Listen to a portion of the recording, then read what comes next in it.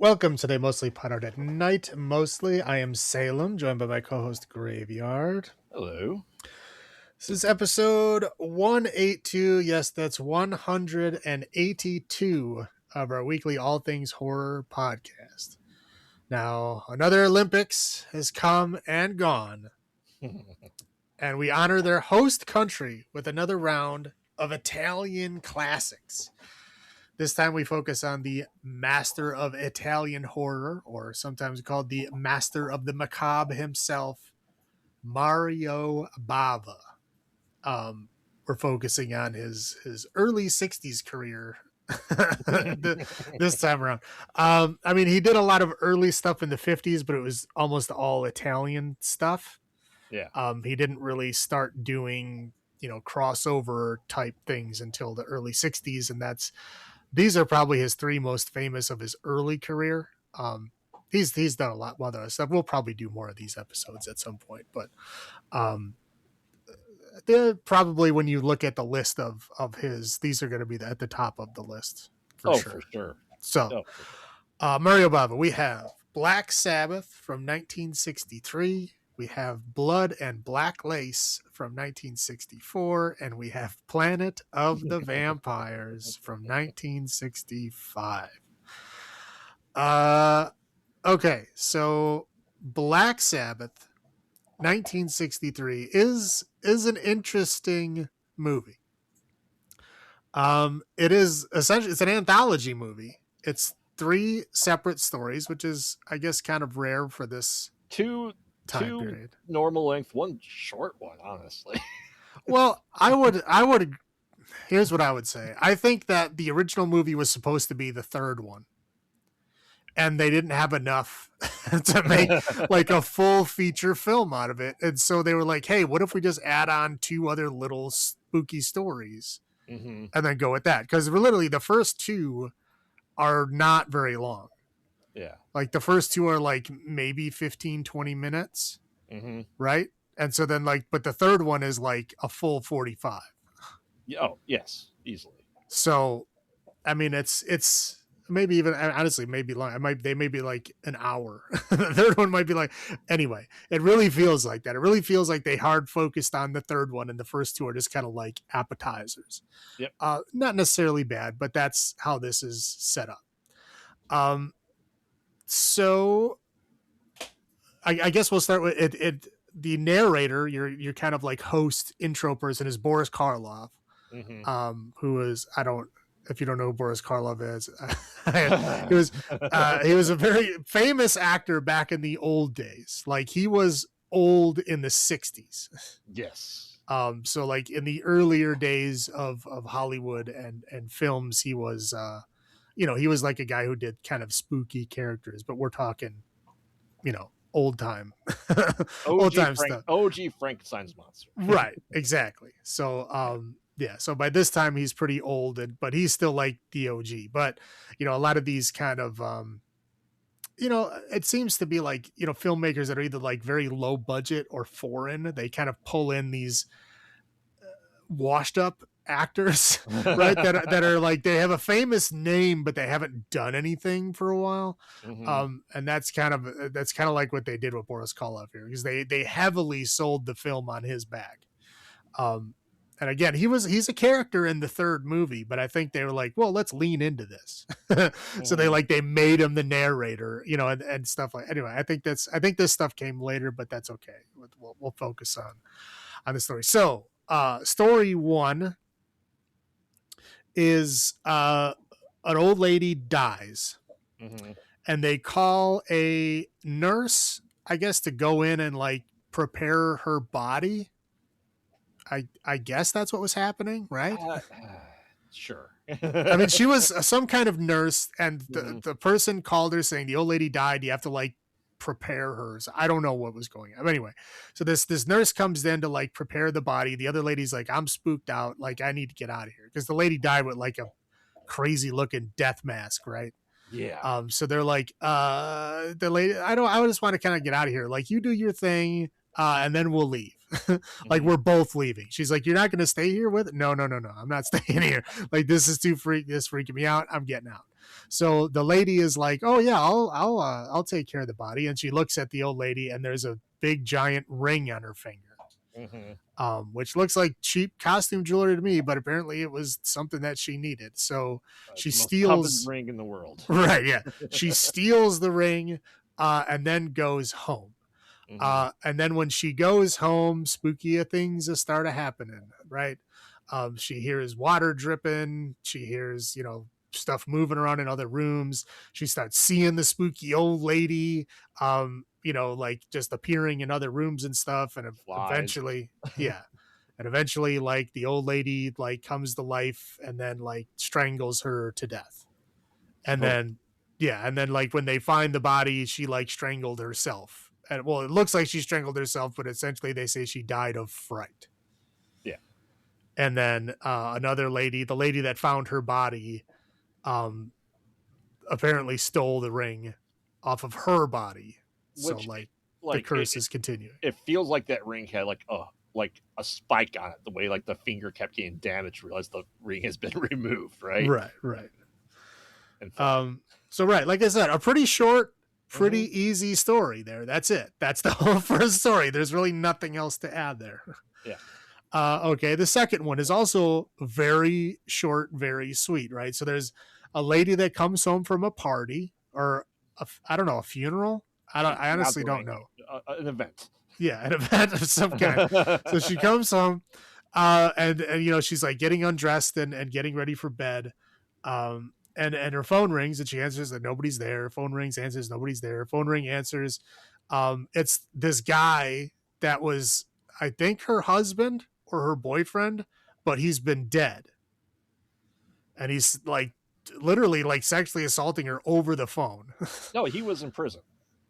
He escaped. I thought he was already dead. No, no, he escaped. That's why the newspaper said it escaped. Like she put him in a way. She tailed on him to get him thrown into prison. Right. Yeah. All right. I don't know. Maybe I wasn't paying enough attention. I know that he shows up physically Yes. later. Yes, and that's why she calls her friend, because like, oh, you put him away. Like, I think the friend and Franco used to be like together, and then like he took her away, but then she like threw him in prison for like some job gone wrong or something like that, or abuse. All right, maybe I missed something because I thought he was dead, No, no. and then he like came back to life to kill this other dude, and then like died again, like just went away again. Whatever. I guess it doesn't really matter. So he was like calling her and like essentially sexually assaulting her and threatening her. She like panics and calls friends to come over and stay with her because she doesn't want to be alone. Eventually I guess the guy shows up. I thought he was like a ghost guy. I guess he was the real guy. Mm-hmm. So he shows up, he kills people, and then he dies, and then they both die, sorry. And then she's getting phone calls after he's dead, like from beyond the grave. Like the ghost is calling her. Mm-hmm. That's it. Yep. But I thought it was the ghost the whole time. I guess I was wrong. Yeah, I feel like my horror movies were different too. So maybe we watched something kind of different. But yeah, it's essentially phone call. She calls her friend, and like the subtitles I got was that her friend was pretending to be the guy on the phone, and then she came over to kill her, and then turns out the guy showed up and actually killed her friend, and she killed him. Oh, did you watch it in Italian with subtitles? Yeah. Oh, I did. I watched an English dub of it. Oh. Yeah, I watched Italian subtitles. Oh, okay. All right. I didn't realize there was English. I said, "Hey, television, give me Black Sabbath," and it went Badook, and I just hit play, and that was it. It was on one of the major. I'm not going to say where I watched it, but it was on one of the major streaming things, major streaming channels I own a subscription to, and I pressed play, and it was in English. Interesting. I mean, they were speaking English, and you'll see that in all his stuff where it's Italian speaking. They are speaking English, but the language is like Italian. It's okay. The problem is is that they are speaking English, because if you look really close at their mouths, they are speaking those words. Yeah. It's not like they're speaking Italian and they're dubbed over that. Correct. It's the same problem, because this is the same era where like all the spaghetti westerns are being made. Yep. So it's basically the people are speaking in English, but their Italian accents are so heavy that they dub over what the people are saying with people with like whatever accent they're looking for, American accents, you know, Mexican accent, whatever it is. Yeah. So that's what they do. So that's what they did here. But yeah, no, mine did not have any subtitles. Mine I read the first two of these movies. Oh, okay. No. But essentially the way the Italian subtitles is that her friend Mary, that she calls over, right? She was pretending to be the guy to scare her because she was mad they had like some falling out, and she went there to say, hey, you know, Ryan asked her like, I'm sorry I did this. Then the guy shows up and kills her friend, and then she stabs that guy. Okay. Well, again, I don't know if maybe I missed something, but from what I gathered, she was getting these phone calls and she was freaked out because the person she was getting the phone calls from was dead. And she calls her friend over because she's like in a panic, and the friends are like, dude, she's all messed up. Like, I don't know what she's like hallucinating or something. And then the guy actually does show up, and again, thinking that he was already dead. Maybe I was confused because that's what Boris Karloff said. He said that she was getting phone calls from beyond the grave, and I just assume it started with that. Oh. But maybe that was my mistake, because Boris Karloff did say that. Yeah. And then so I went into this thinking, okay, she's getting phone calls from beyond the grave already. Yeah. But I'm looking at the plot of the Italian version is definitely what I said. Okay. Well, maybe they like did goofy stuff with the English part of it. And I'm not crazy. Apparently Frank was the former pimp and Mary was her ex-lover. Okay. I didn't get that. Whatever. I guess we watched two slightly different versions of the movie, but in the movie, I'm probably wrong anyway, but this is my version of what happened. The guy like is a zombie, comes back from the dead, kills her friend, kills the other person out of jealousy, and then goes back to the grave and then keeps calling her and you know, assaulting her over the phone, because that's like what he does. I'm just leaving it there. whatever version you watched, your crazy Italian lover version, I don't know. But that's the version I watched. Now, the main course of this film is essentially, interestingly enough, a vampire story, but not a modern vampire story. This is like not any vampire lore story. Well, no, it is, but we're talking old folklore. We're talking, this is the stuff that got distilled down that turned into Dracula. Right? This is the stuff that was like the old world. Believe this old wives' tales from the old world. This is the kind of shit that they would talk about. Like Wunderlich. Right, exactly. Yeah. Because like if you look at the origins of vampires, the origins of vampires is like when somebody would die and they would put them in the tomb, right? And then they would go and look at their body like a few days later, like again 5 days later, like they're talking in this natural decomposition at that point. They don't necessarily look that decomposed yet. If they're kept in a tomb, they're not like out in the sun, right? You know, right. So if they're in a tomb, you go in there, and what has happened is like things are starting to move around and retract and decompose a little bit. So like blood is coming out of their mouth. That's a natural process. But if you don't understand that natural process, it looks like they've been drinking blood. And their fingernails and their teeth, right? Like your skin recesses in your fingernails, your gums recess. Right. It looks like your teeth have right. More.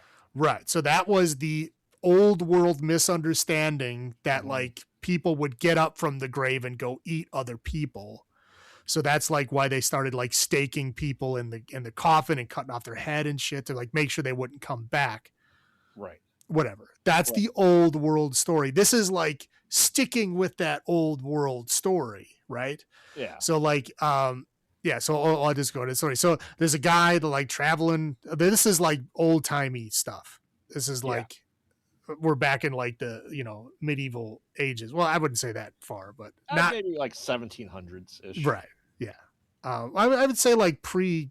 Oh no, he had a gun, right? Yeah. Yeah. So okay, yeah, we're talking. Yeah, we're talking 1700. So he's like traveling by horse. He sees like somebody like lurking around a ridge, and he goes up to see who's up there. And it's a guy that has his head cut off, and he's stabbed in the back with a dagger on a horse. Mm-hmm. So he takes this body and guides it to like the next house that he finds, and he goes, "Hey, like I found this body," and they're like, "Oh yeah," and so he goes to look, and the body is gone. Yeah. To like, oh, well, that's weird. He's like, well, I still have the dagger that was in it. He's like, oh, and he goes in their house. And there's literally like a holster on the wall where this particular dagger used to be, because there's one that looks identical to it right next to it. And he's like, okay, so this is your dagger. Like, what's up? And eventually learns that the patriarch, the kind of old man that runs this house, has been gone hunting for days, and he hasn't come back, and they're very worried about him. Now in the house is like the traveler guy. There's he's got a daughter and a son. The son is married with a wife and a daughter and a kid and a son. So I think that's everybody in the house. About yeah. Yeah. So yeah, the old man is gone, and they're saying like, at this point he's been gone for a long time. Now that you found this body, like we think that he might be this vampire thing. Mm-hmm. What do they call it? Like a voodoo lock or something. Voodoo lock, yeah. Voodoo, something like that. And then like in there, this is like somebody that if they die and then 5 days later they come back, and they try to drink your blood and eat you. Oh, only now I don't know in your version. Does it say only of your loved ones? Well, they say they come back. Yeah. Okay. So it's same basic thing. Yes, they come back to what they know. Correct. Which is their loved ones. That's who's going to let them get close enough to let them feed. But yes, they do specifically say their loved one. So they're kind of like waiting there, and the old man does come back, and he looks like he's dead, and he's not doing well, and he's like injured and bleeding and everything, and he's like, "Oh no, I'm fine." Won't eat. Yeah, right. He's like, "Oh, I'm fine. Don't worry about me. Don't worry about me." So he's like, being really weird and creepy and like looking like he's trying to eat people. And so they're like, "What are you doing?" "Oh, I'm not doing anything. What are you talking about?" Eventually he steals the grandson and runs off into the woods. And so, they're like, "Oh man, we have to go find it." So they're going chasing around. And the son ends up getting killed out there. Right? Yeah. Yeah. So, and then they're all like hiding in the house, like, "Oh my God, what's going on?" So then days later, the little boy comes back as a vampire. The mom's like, "Oh, we got to go out there." Like, "No, it's your kid's a vampire. Like, that. We know that. Like, everybody, like, stop it." And she like loses her fucking mind and opens the door into the kid. It's not the kid, it's the old man, but he kills her. Yep. And so then it's just the traveler and the one, I don't want to say it, but like the quote unquote attractive daughter. They run away from the house, and they go and like stay the night in these old like ruins. And she ends up going back to try to do something with the dad, and she ends up turning into a vampire as well. And then she comes back and then kills the dude while everybody is looking through the window. All the other vampires are looking at it happening through the window. Yep. And that's it. And Boris Karloff is the old patriarch dude. Yeah. I guess that's the only other thing really to say. Was there anything in the Italian version that was different than that? The traveler guy was like the woman's lover. The older daughter. Yeah.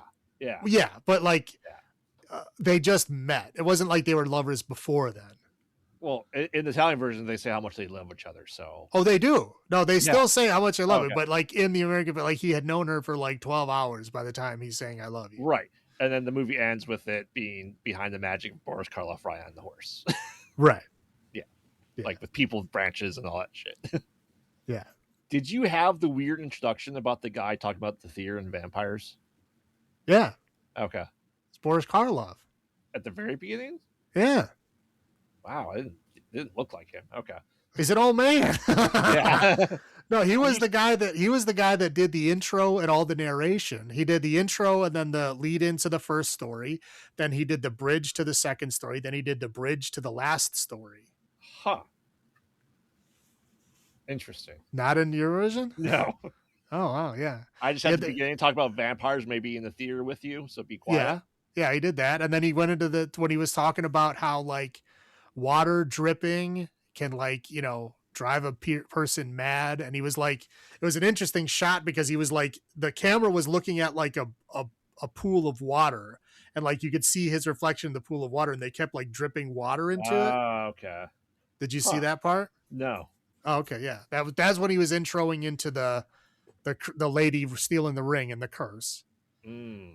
And then when he went into the phone call thing, he was like sitting next to a telephone talking about how ghosts can still call you after they're dead.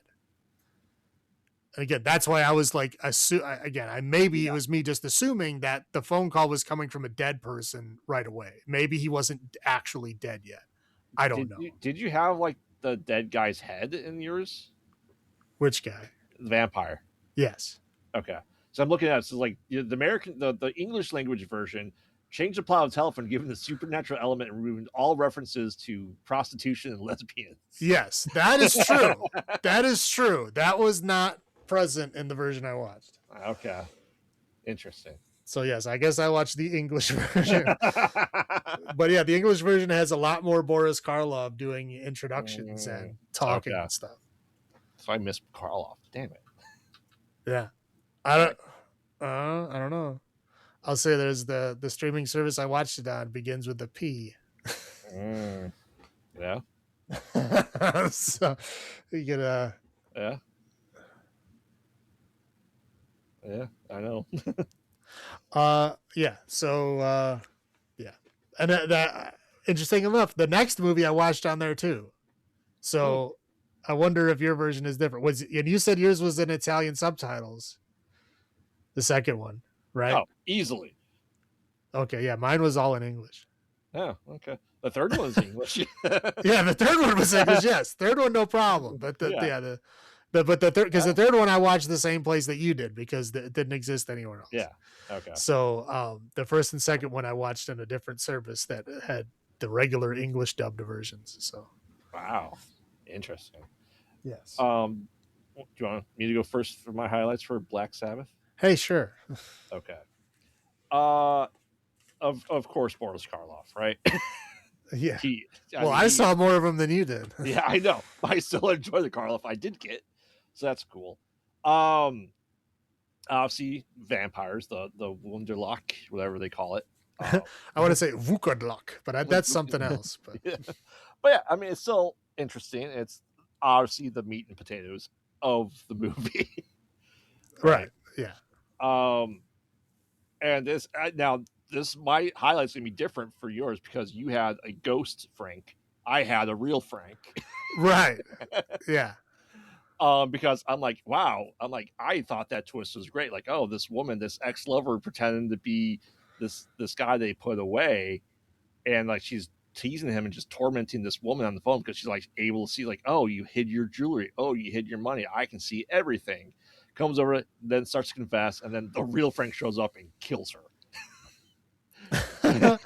Yeah, my version, they heavily played it like she was just crazy hallucinating. Her friend comes over to like calm her down, and then like the zombie comes and kills everybody. Wow, that's kind of what they played it off as. That's what I got out of it. What was she writing on the note then, in your version? The note wrote itself.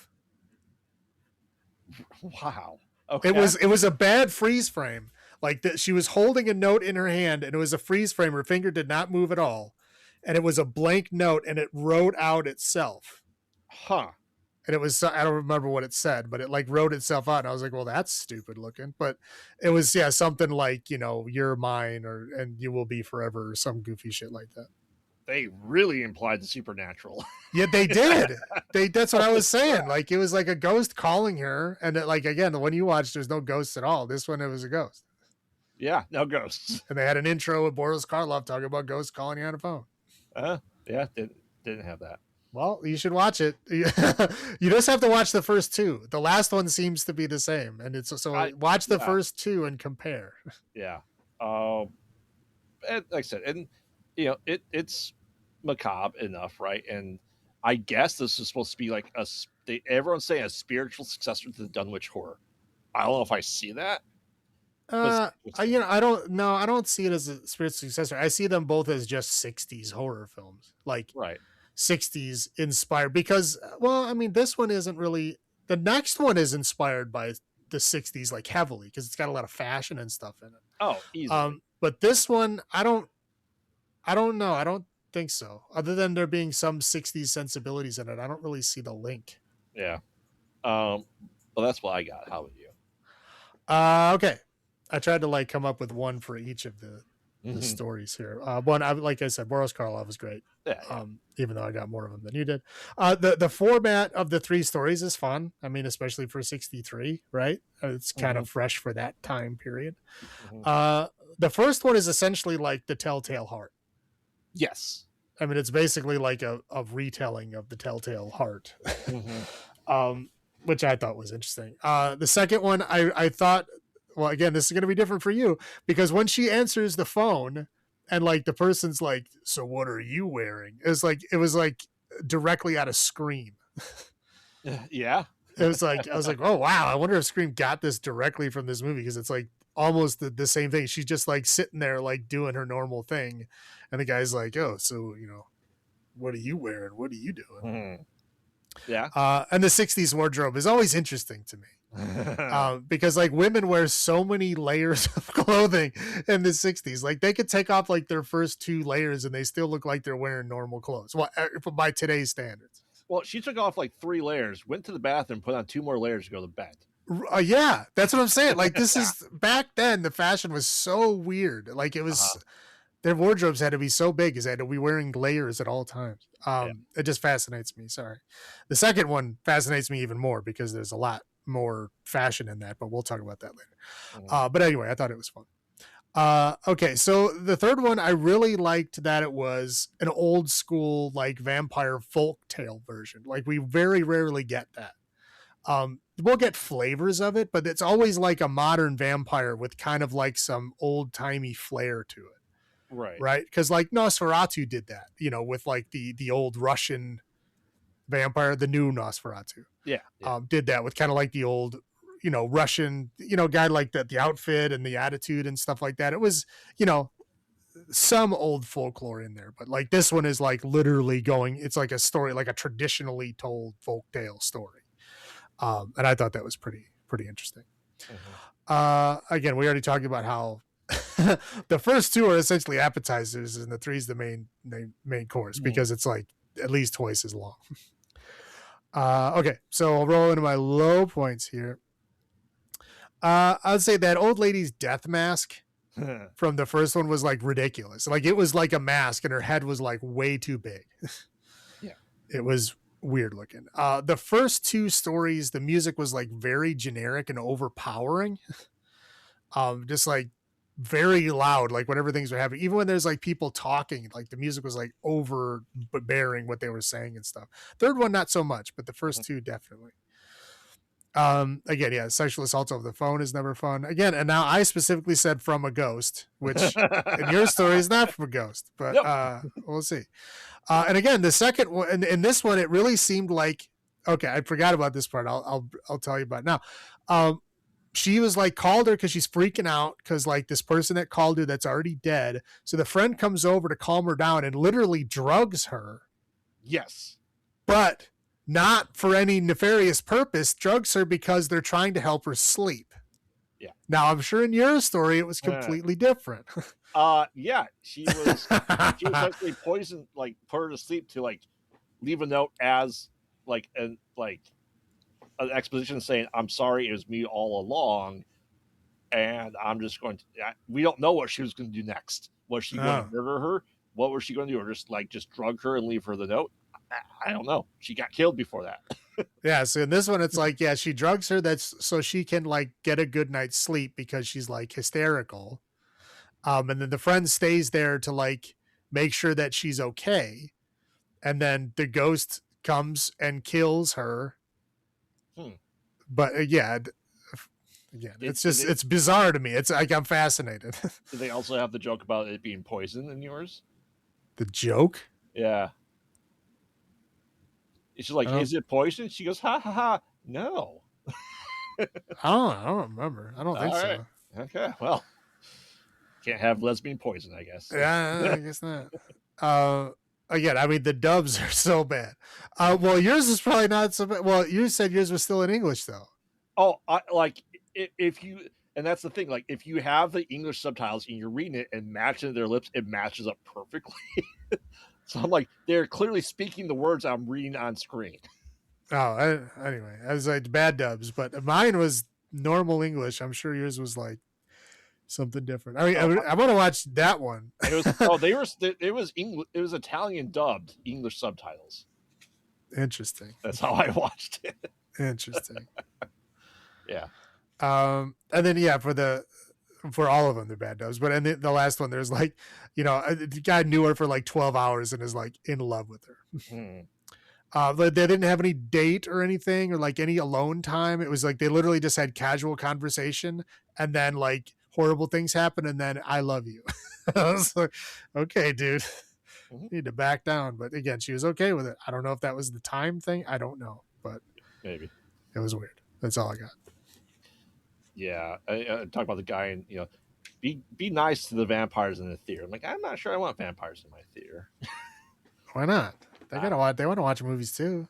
I don't know how would like a picture of a sunset do something to them, A picture? No. or the Come film on. of the sunset.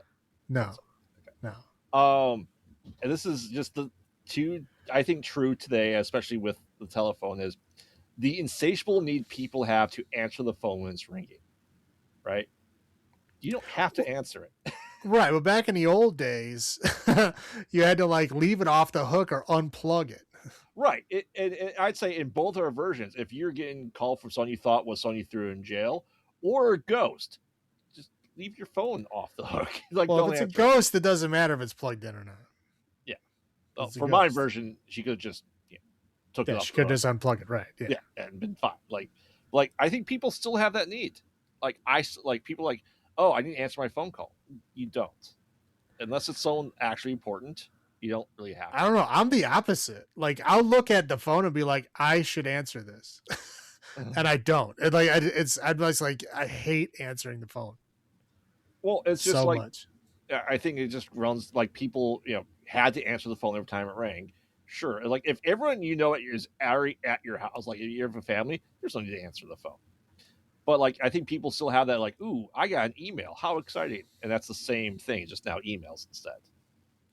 Yeah, I don't know. I mean, when I was a kid, like, whenever it's landlines everywhere, it was like you always answered the phone. Yeah, Even if it was like dinner, you'd answer the phone and you'd say, "Hey, I'm eating dinner." Like, right. like you wouldn't just not answer the phone. I know. But like if like I said, if you're getting harassing phone calls, I would stop answering the phone. Well, yeah, of course, yes. Yeah. And I just put this because of my version. I'm like, they are clearly speaking English. Why am I listening to Italian? Yeah, that's just funny. The dubs are there, but like, yeah, you look at their mouth and they're clearly saying those words, but it's clearly not that person talking. Yeah. It's very odd. I mean, again, I know they do it because they have like Italian accents because they're all like Italian actors. And so I'm sure they have Italian accents. And so they dub them over with like Americans. So it's like, why don't you just hire the Americans? Because then you get like weird, like affectations and like it doesn't quite hit the same. I don't know. Yeah. But that's all I got. What are our olives for this week? We're doing bad Italian dubs because, the versions I watched anyway had very, very bad Italian dubs for all three of these films. So that's what we're going with. I was also thinking about maybe ominous zoom ins because there's a lot of those. And I was also thinking about sped up chases because there was also a lot of those. Yeah. but there wasn't any in the third one, so I was like, maybe that won't fit. But ominous zoom-ins were there, but I went with bad Italian dubs. Okay. You want me to go first then? Hey, sure, why not? Okay. This is an interesting movie. Like I said it's called Different Things, not Black Sabbath. I think Black Sabbath is like the American title. It's like $7 for Death or something like that. Or was that the next one? It was something weird, but which is Three Faces of Fear is what it's called, which is interesting. Uh is it the greatest movie of all time? No, no. I will give it. I'll give it a solid 5.5. How about you? Uh yeah, I'm right around there. I mean, it's an interesting piece. Again, it's interesting seeing Boris Karloff in this realm. I like that the vampire story is like the traditional folktale vampire story. I mean, the acting isn't great, the dubbing isn't great. There's a lot of things that aren't fantastic about it, but I think overall it's worth watching. So I'd give it like a 6.25. Okay, cool. Okay, so now we move on to 1 year later Hmm. and Blood and Black Lace. So what was it called in? I think in Italian it's called like something assassino or something. Hold on. It is. What is it? Because I Oh, saw the Italian six title. women for the murderer. Okay, the Yeah. murderer must be assassino because I know I saw that word in the title. Yes, six Yeah. donne, which is women. Yeah. The, let's face it. There's not a lot that happens in this movie. All right. Well, whoever was naming these in English did a fantastic job. Yeah, yeah. But it's essentially it's I'd say a classic giallo movie. Like if you said this was like Fulci, I would be like, okay, I can see it. But essentially, what happens is there is a fashion empire, I guess, for lack of better words, fashion show, essentially, right? And there's one woman that had like I would say blackmailing everyone else that was there, and she had like this notebook that uh, an assailant in the white mask was trying to murder and find out whoever had this diary. Um, and we get introduction. Someone's just like strangled in the woods, and like, oh, she had a diary. Oh, this has a bunch of bad stuff in there. Let's put this in this black purse to make sure we all know where it is, and we have to figure out what to do with it.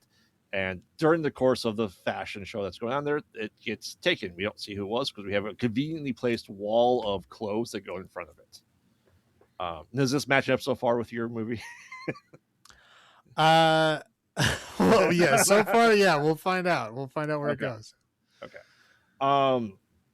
So essentially, that's kind of going over it. Woman gets called. Is like, hey, Franco is sick. I have to go here. She goes to this studio warehouse apartment thing. I guess I also would describe it right. It seems like It looked like a prop storage for like a play troupe or something. but also had like some place to lay down and sleep and maybe live. I don't know. But essentially, she gets attacked there with I'm gonna say the world's worst spiky looking glove thing. Yeah, I was trying to figure out what that is. I was like, is that like a lizard hand? Like, is that like was that actually a weapon? It maybe, but if you look like the way I said, it looks like like the hooks that you hang like your coats on, like the that you just screw into the wall, like those couple of hooks, like coat hangers, and like, but it's all bent. Where it's like the tips of what this hook would be, like it's facing back inward into the hand, but Right. It somehow looks like it stabs looks her in the like face with it. yeah, like it looked like somebody made a metal version of like what an eagle's claws look like. Yeah, but And not then like talons stabbed her out. in the face with it. I'm Not like, but not talons out. no, yeah, it was like Like very knuckles. awkward looking. Right. Knuckles, yeah. And guy kind of just like throws a suit of armor over her to hide the body. As you do. Right. I'm like, oh, is he gonna pick her up and put her in the armor? No, just throws it on top of her. Cool. I guess. Right. Yeah, they find her like immediately. So like obviously it didn't work. Like, why bother? Yeah. All this is kind of going on there. We have another woman that has like a guy who's just wholly infatuated with her. He's like, I told you 1,000 times I love you. The police like, yeah, we found your friend. We found your car. Blah blah. She's like, oh, and she has the diary, starts kind of burning the pages of it. All this is kind of going on there. Like police call up and they like take every guy they know and put them all into prison and have like a lineup. While this is kind of going on there, another person is killed. Go figure. Like, oh, well, it's clearly not any of these guys because they were all in prison. They have the best alibis of all time. As we're kind of going through all this stuff, we essentially get to the point where like all the other women are like in a room and they start just getting like murdered one by one. Right? Like all being together for safety. And we kind of find out that it was like one of these, I don't know if was she a model? Was she a model or was she just kind of someone that worked with them? She, from what I'm not really sure. She was like the lady in charge. Okay. And what it seemed like is that because her husband died, it seemed like the husband was like the owner. Mm-hmm. And so he died. And so she kind of took over that role. Yeah. Is kind of what I got from it. Yeah. But kind of going through all the stuff, like I said, it becomes a slasher movie at this point in time. Everyone's going together, and they find that this, I don't know, is this other fashion guy or her new lover? I couldn't try. Okay, who it was. Dude, I was writing out what was happening because I had to stop and keep rewinding. Like, what? What are you doing? What is going on? Like, I was so confused. I wrote out a whole, like the whole ending thing because I could not make sense. It still doesn't make any sense to me, but I have it written down. But yeah, like, if you want me to read it out, let me finish it and you can read yours and see what you have written down. Essentially, they were just trying to murder everyone just to like get jewelry, and then like he accidentally like bashes her in the head, and they love each other, and then she kills him, and then they fall over dead. She falls over dead over him, and that's the movie. It's like Scream, but they got away with it and then turned on each other. Right. Yeah. Okay. Right? So here's what I got out of it. Okay. The one dude was the killer. Okay. And then, but when he was in jail, his lover, who was the owner lady, goes and kills again, for him. Right. So that he can get out. And now she's also a killer, which she's upset about, but he gets to be free, which she's happy about. Okay. So that's, and then they're like, all, kissing and loving, like, oh, you're out, we're together, like they'll never find us. And he's like, oh, but we have to have somebody take the fall for all these murders because we can't just walk away. They're going to keep looking and they'll find us eventually. Mm-hmm. So somebody has to take the fall. I'm going to go deal with that. And she's like, okay. So he leaves. Right. So she goes and then kills another girl. Mm-hmm. And then I don't know what she was doing. She like sliced her up with a razor and then leaves. Yeah. Okay. And then she goes back to her house and the dude goes to the door and starts ringing the doorbell and she panics. Why? I have no idea. And somehow he instinctively, psychically knows exactly where she's going to go when she's scared. And he goes and clips the little bracket holding the drain pipe onto the building so that she runs out the window because she's so scared that somebody's ringing the doorbell. And she runs out and tries to grab onto this drain pipe and falls down. And he thinks that she's dead. But she's not dead. And then she comes back and now somehow knows what he did. Right? I was like, what? there's so many steps here where I'm like, how do these people know that? Like, what is going on? And then again, she was talking about, oh, you told me whenever I got scared that I should go onto the balcony or go onto this ledge. Like, he specifically told you to go there. Why? And why would you do that? And it's not explained in any way. So I was like, I was so fucking lost as to like what happened. But anyway, and then she kills him. Yeah. And then she like apparently dies of her injuries. like whatever to the head. Yeah. Right. That's it. Yeah. So like I was so I literally had to write that out because I'm like I had to rewind it and watch it like a couple of times. I'm like, how the fuck are we jumping from this to this to this? Like, how would people know that? Like I understand if you wrote it, it sounds great to you, but like if you watch from the outside, there's no way. Mm-hmm. There's no way that you would know any of this stuff. Like again, why did she go murder someone else to pretend like it's a sex maniac when she didn't leave any other evidence? She just killed somebody else. Right. That's it. That's all she did. So okay, if you're trying to pin it on somebody else, you're gonna have to leave evidence or something. She didn't do any of that. She just killed somebody, then came back to the house. Somebody rang the doorbell, and she fucking goes into a panic. Like, you're in your house. Yeah. Like, answer the door, and then you can have, oh, well, I didn't kill anybody because this person came to my door at that exact time that the murder happened.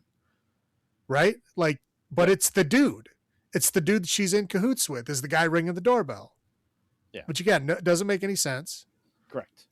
And then, again, how would you know that, one, she would go on that specific balcony, and two, how the fuck do you know that she's going to grab onto that drain pipe to keep her balance or that she needs to? It doesn't make any sense. Yeah. And then again, like I don't know, I was so fucking lost as to what was going on, and that was just the very end. There's other things that make even less sense than that earlier. Well, if you want me to go into that, or do you want me to wait till later? Wait, essentially, like kill one guy, drown her in her bathtub, make it look like suicide, then cuts her wrist. Well, yeah, that's what I'm saying. Like she's trying to make it look like a sex maniac, but she doesn't do anything. Correct. Like she slices her with a fucking razor blade, but how does that make it a sex crime? And how does that equal leaving more evidence? I don't know. But no, the one thing that made me start rewinding and trying to like understand what was happening was the one lady. Well, first she says, well, I live in the country all alone. And it's like, oh no, feel bad for her. She's all alone in a country house. She goes home. She's got a fucking butler. Yeah. Like, you are not alone in any way. Nope. Like, so, but anyway, she gets home. She opens up the trunk of her car, and there's a dead body in it. Right? Yep. And what does she do? She picks up the dead body, drags it into her house, and then hides it. Yes. So you're like, okay, she's the murderer. And then the very next scene, she gets killed by the murderer. Mm-hmm. Okay. Then why if you found a body in the trunk of your car, what would your reaction be? Clearly go bring it to my house. Right. Bring it in and put up armor, suit of armor over it. Right. I'm just like, what? Again, when you're watching the film, like, okay, she's obviously the murderer, or at least in league with the murderer, right? Mm-hmm. But no, she gets killed right after that. So like, she moved a body from her car into her house and hid it when she had no connection with the murderers at all. Right. I had to watch it twice or three times. I'm like, where's the connection? What is going on? Like, is she being betrayed by someone? Like, again, like I was like, maybe I'll just watch later on in the movie. Maybe they'll explain like she was in like a partner of somebody. Nope. That was it. Yeah. I was just, this movie, it was good up until a certain point, and then it just literally fell apart. Correct. Anyway, sorry, I took over you. All good. But I was very confused. Yeah. So, all right. Why don't you do your highlights first for this? Okay. Well, the murderer was clearly Rorschach. Yes. Because the exact same outfit, like the white hooded masked face that, through the shadows looked like Rorschach's, thing. Same hat, same coat, same gloves, everything. Like literally Rorschach. It was funny. Mm-hmm. 60s fashion, again, it fascinates me. Like there's so many layers. There's so many things happening. Yeah. So many things that are all the brassieres, you got the like torpedo points on them. Of course. Just fascinating. It's fascinating. And it's like a train wreck to me now, but fascinating. But like the kind of like the interiors of all the houses there, like there's this insanely like gaudy Italian design. Like Yes. everything is like super embellished, and like everything has like intricate like carvings and lattice work, and every even like standard apartment hallway doors have like old timey like Middle Ages knockers on them and stuff. It's bizarre. I guess that's just how it is, because Italy's the towns are old. There's Right. old stuff there, Right. much older than we're used to. But it's fascinating to me. And again, like at the end, it was like, oh, good for her. She got back at the dude, because the dude didn't quite get away with it, but she died anyway. But I was like, good for her, good for you. But that's it. That's all I got. Yeah. Very giallo. Like I said, Yes, very it much could so. have easily been, like I said, Fulci or Argento. It falls right in it, but like earlier in that time frame. It's Yeah, technically, Fulci and Argento are influenced by correct, this. Yeah, correct. It's kind of a who done it for a lot of the movie. yeah, it really is. It's like a mystery, And that that they intentionally mislead you in certain points. and that notebook, just the whole blackmail and whatever is fine. Well, yeah, like the lady's like, she steals the diary, and then she's like burning the pages of it. Like, Only not all the pages, just pages about her, essentially. well, yeah, she was tearing out the pages, and then when somebody knocked on the door, she threw the whole thing in the fire. So Yeah. like, again, it seemed like she was connected to it in some way. So you're like, oh, she must be connected to the murders. Nope. The lady moving the body isn't connected to the murder. Like, there's a lot of red herrings. Yeah, and kind of two killers, which is Scream inspired, and they both died. Right. So, that's what I have there. All over my low points. The fashion world, I don't understand it. I'll never understand it. I don't care to understand it. I understand people love it. It's just not my thing. I mean, it's not my thing either, but it's still interesting. And let's say that warehouse, right, or studio apartment, maybe there. If that's someone's living there, like that neon dancing light would annoy the shit out of me, because it's going nonstop and line up like so much of that area. Maybe that's where Daredevil stays. maybe. I said I'm not sure how spiky that glove is. It didn't look spiky. I don't know how you're impaling it on someone, but I thought it was like such a goofy thing. Like, clearly it's not going to do damage to anyone. Right. Like, I mean, there's literally like suits of armor and swords and weapons everywhere. And he picks like this wacky, like, looks like a lizard hand or something. I don't know what it, I was like, that's what you used? Yeah. And then it's like, I'm going to hide the body. Yes, here you go, suit of armor. Right. Fall on top of her. Cool. And then the next scene is the police looking at the body. So like, it literally did nothing. Right. Why bother? Yeah, and I said the whole ending of it just kind of, it's almost like they had the great premise and then just didn't know what the fuck to do at the end. Right. That's the ending literally fell apart. Again, as soon as the lady moved the body from the trunk of her car, it's like it was all over the place. Before that point, it was pretty good. Yeah. Yep. Okay. You want me to do? Yep. Mine? You ready? Done? Okay. So yeah, we're talking bad dubs again. We're talking spaghetti western level dubs. Well, yours, was it in Italian? No. Was it subtitled? No. Oh, this one was okay. All right. Yeah, this one's fine. All right. Yeah. So we're talking spaghetti western level dubs here. Not good. Their cars were tiny. The tiny little Italian cars. I was like, if somebody hits them, they're gonna explode. Like they look like go-karts. But I guess that's most European cars are small like that. We only got giant ones over here in the United States. The acting, even with the dubs and everything, it was so bad. Like the physical acting was just atrocious at certain points. Maybe the dub made it worse. I don't know. It felt bad. And then we're like, literally, I already went into all these other. I have a long list of of things, but I already talked about all of them. So we'll just again, like, oh, I'm all alone out here in the country with a butler moving the body. The whole ending scenario doesn't make any sense. Blah blah blah. All done.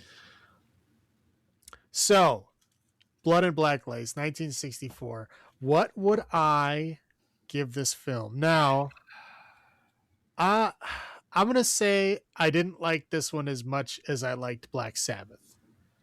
Yeah. It has a lot of interesting elements in it, like a lot of things that I thought were good, but the ending is so confusing.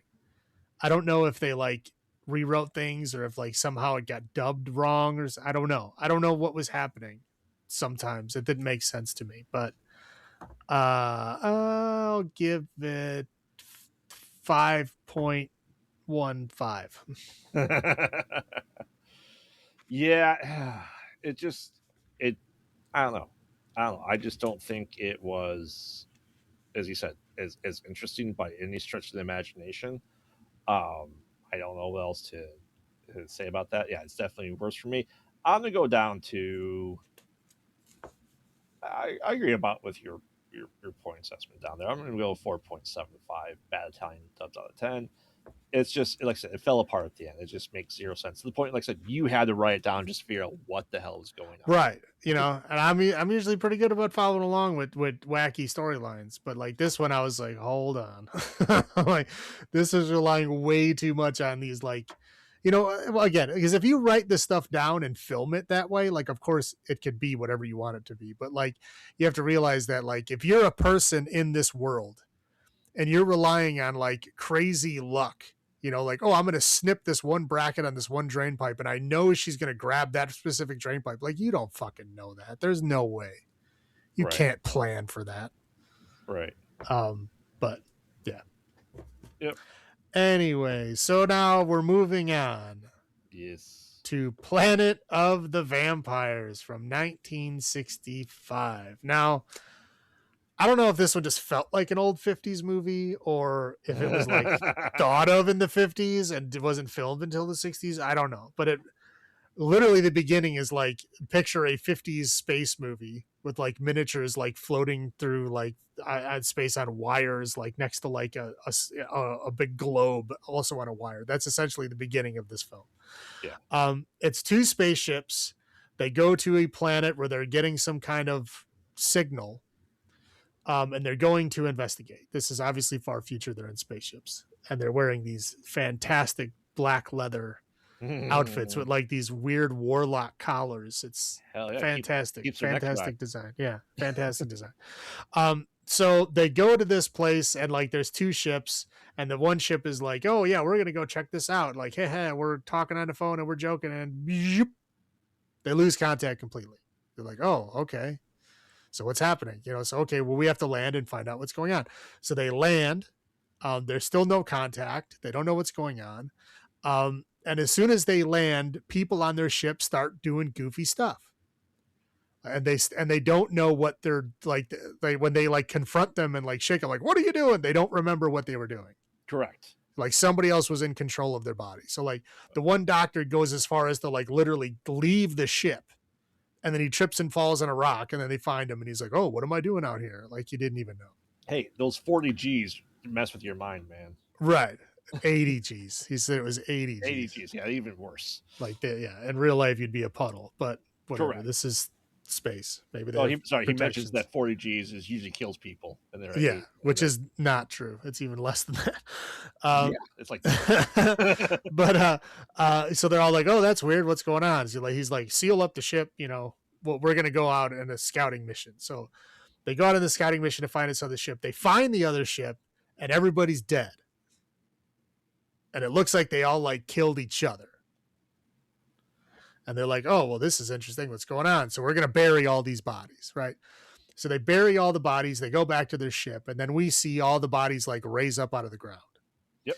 And so then they're like, oh, so then, you know, so then they see these dead bodies and they're like, oh, the people are like moving around and they're like trying to pretend like, oh no, I'm really the guy. I wasn't really dead. And they're like, you were. And so they're, you know, and then eventually they find out they're like, oh no, they were dead. And they're like, they're literally corpses. They have like big holes in them and stuff. And so they end up chasing him away. You know, some of the people die on both sides, but they end up chasing him away.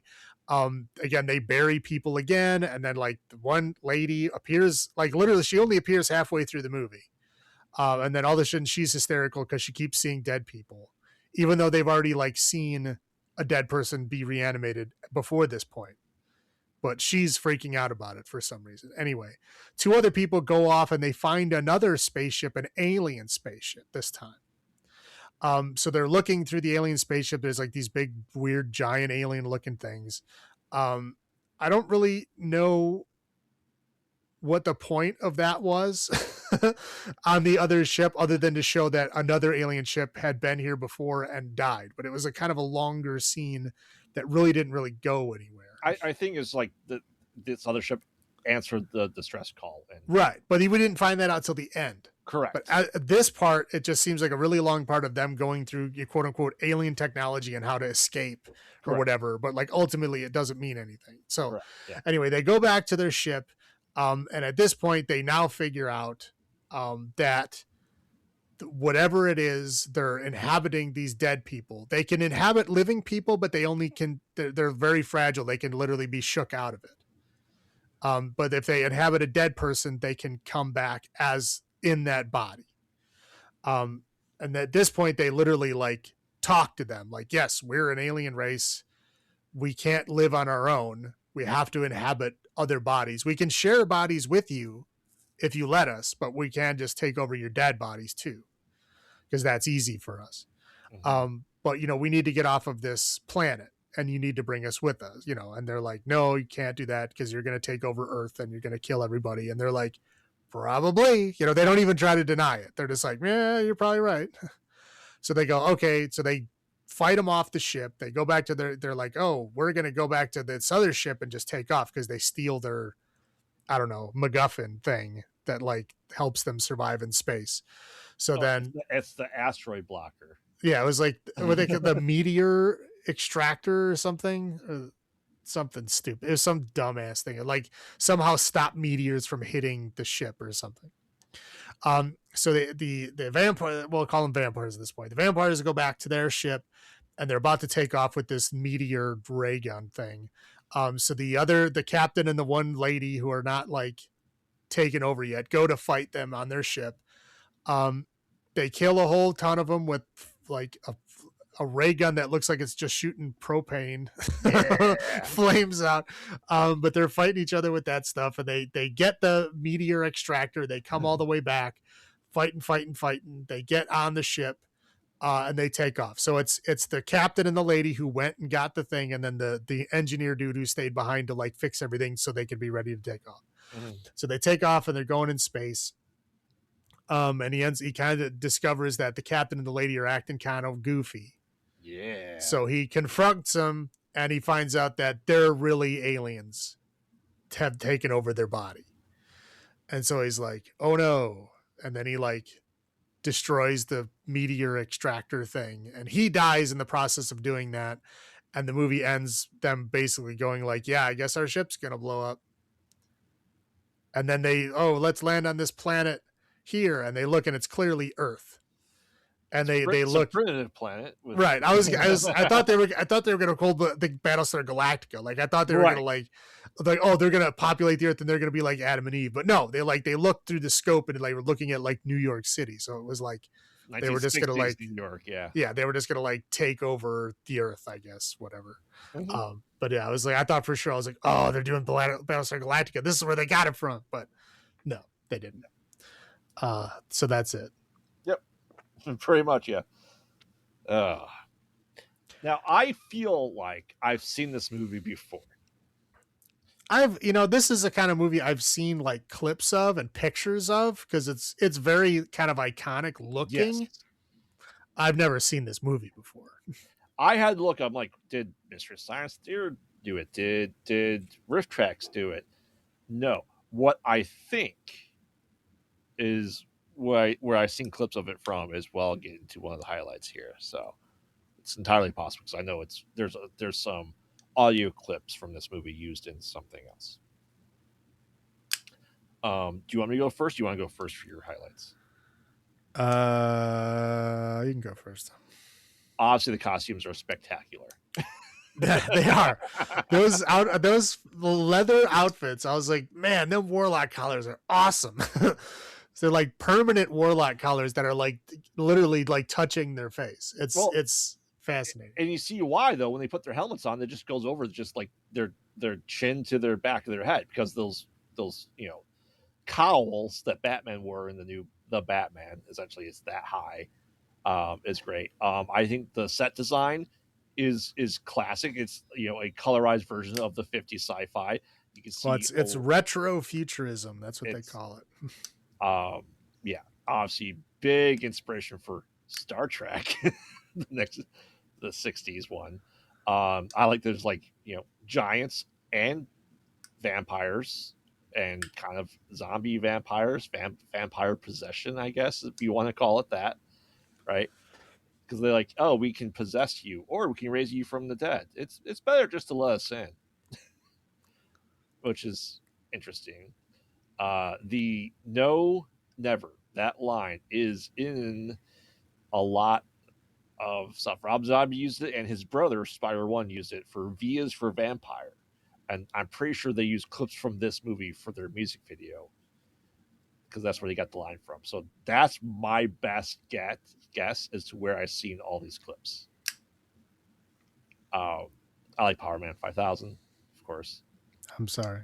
And a lot of people are saying that this movie had influenced everything from Ridley Scott's Alien to Prometheus to Pitch Black. Yeah, I literally I saw an article. I was looking around for stuff Uh-huh. afterwards. I saw an article that literally said, "Planet of the Vampires walked so that Alien could run." Yep. Yeah. So I thought it was It's interesting. like I said, like just the whole set design. Like, remember, people had to like either paint that as a backdrop, which was huge, or they had to design all that stuff, which is still huge. Because like these spaceships aren't cramped; they're like 1,000 square foot decks for people to work on, right? Right. And it's just insane, insane. This open sets they had, I love it, and of course, it's Earth all along. They're going to. So, do you think that implied then that they're not from like not the alien vampire things, but the original spaceship isn't clearly from Earth. So they're another alien species being taken over by another alien species to go invade Earth. Correct. Yeah.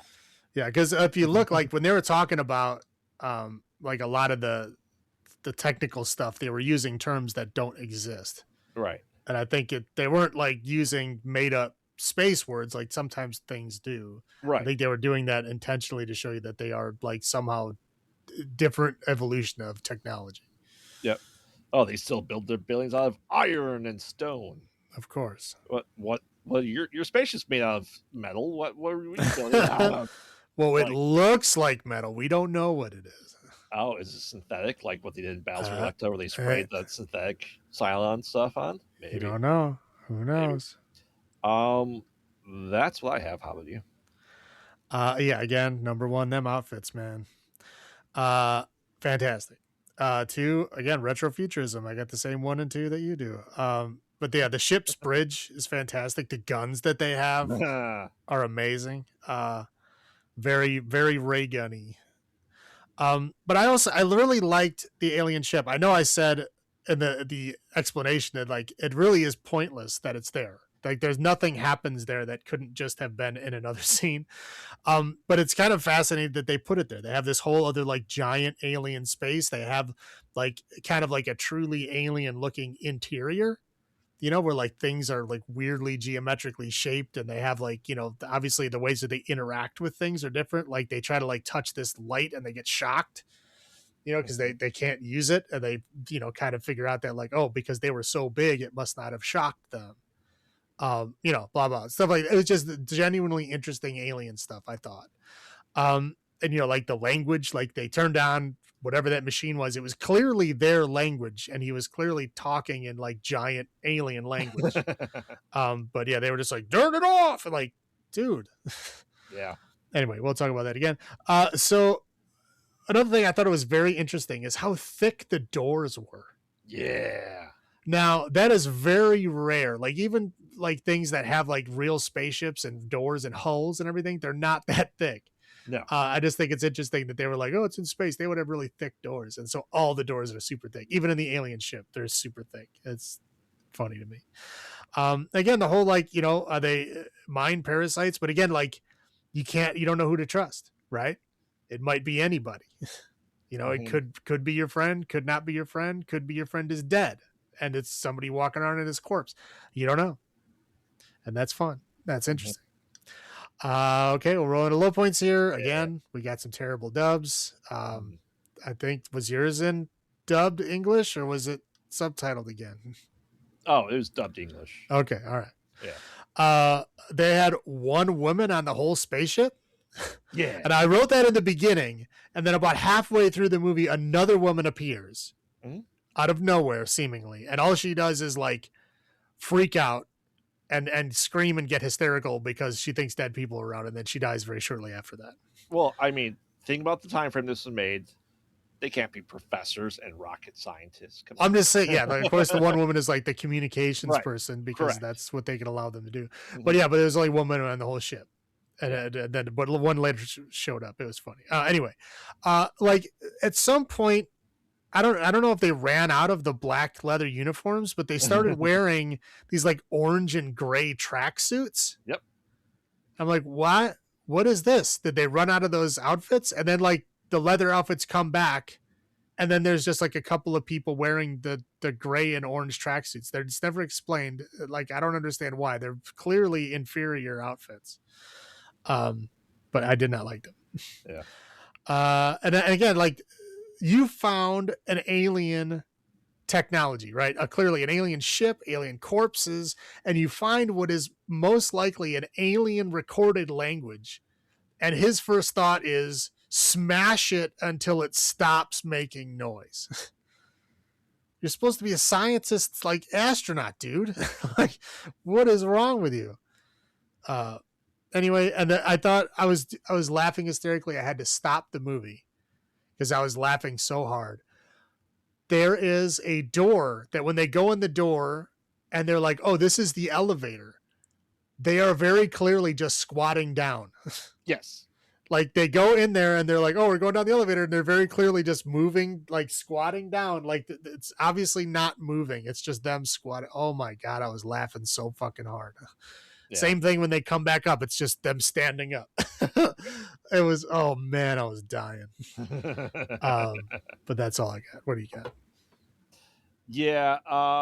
Like I put this like the what do you want to call it? A periscope that they were looking at that had the flashing red light nonstop. Like they kept having to look into that flashing red light. Look at the periscope. I'm like, Jesus, that's hurting my eyes.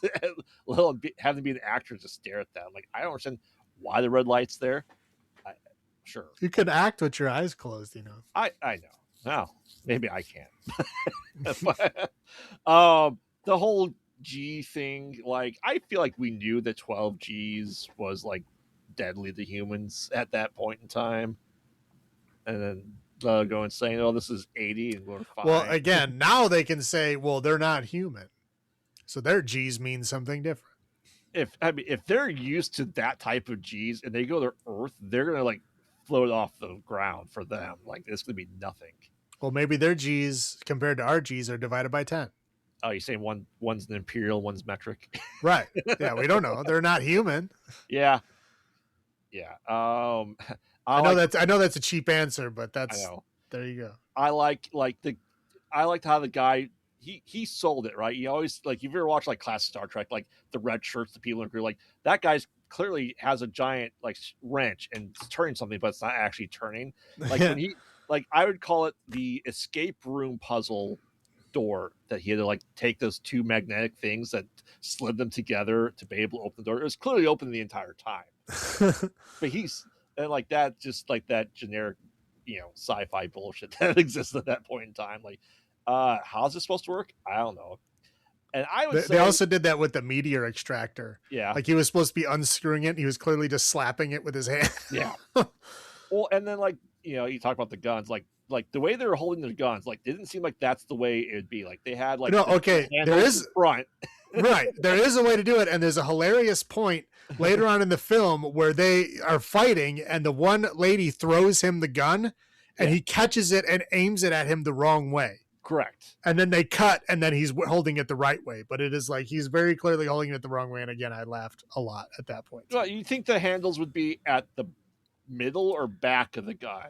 Well, both sides of it have a big empty circle. Right. So like it looks like a gun from either direction. So yeah, it's very clearly like an easy mistake to make.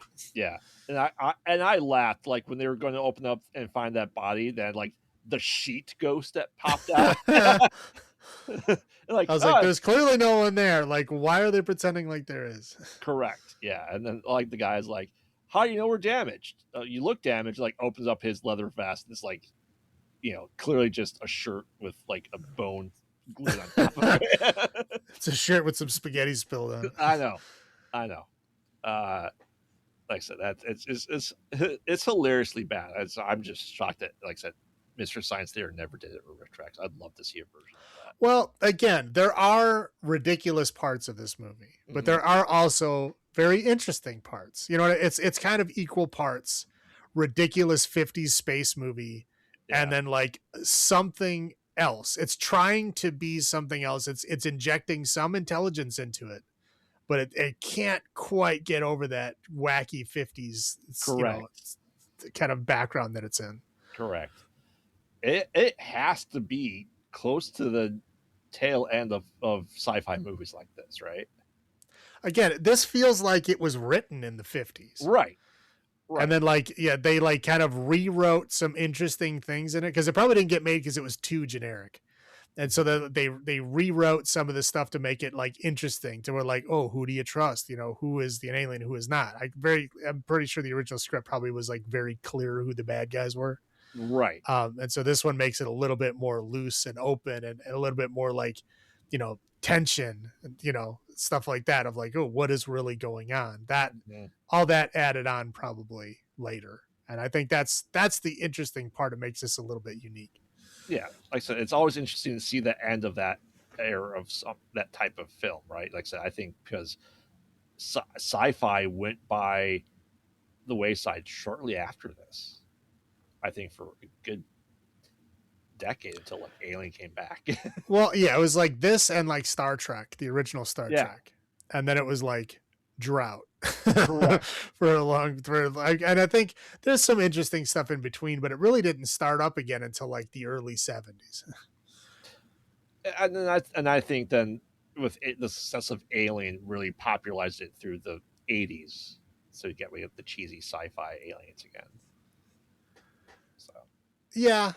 I mean, it came back just like, just like a lot of genres, they go away and then they come back, like horror.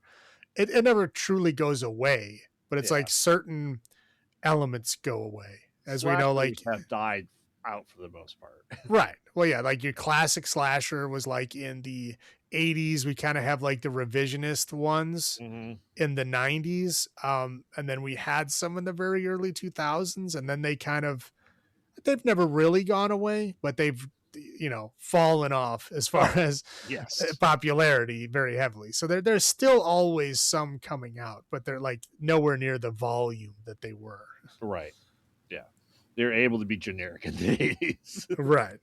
So, all right. I guess I'll go first for number of bad Italian dubs out of 10. This is cheesy as hell, and I do appreciate it for it. There's definitely good points. I like my cheese. I will go to 7.5 bad Italian dubs out of 10. How about you?